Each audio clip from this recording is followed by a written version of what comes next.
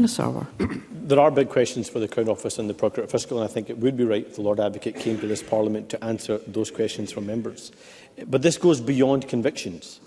Disturbing accounts from the public inquiry have revealed that Post Office employees were going door to door in Scotland to threaten and extort money from sub-postmasters.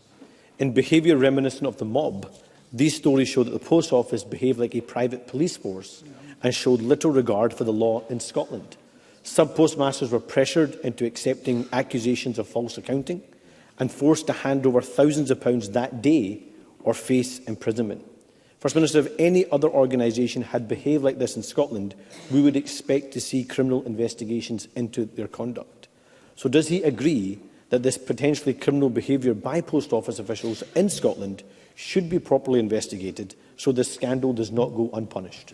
First Minister. Can I say to Anna Sarwar, and I should have perhaps said this at the beginning of my response to Douglas Ross, I absolutely empathise in the strongest way possible with the harrowing tales that we've heard from sub-postmasters and sub-postmistresses right up and down the country. My own family are sub-postmasters. My late grandfather was a sub-postmaster, and my step-grand continues to be so, although not affected by this particular scandal. What I would say to Tanis Sarwar, the big difference, of course, is that the Post Office does not have the ability to bring private prosecutions here in Scotland. That is very different, of course, to the situation in England and Wales. The behaviours of the Post Office should absolutely rightly be interrogated. That is why there is a public inquiry.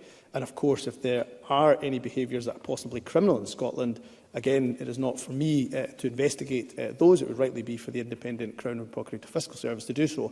I've got every confidence that the Crown will look into allegations or any allegations that are made to them about any potential criminal behaviour.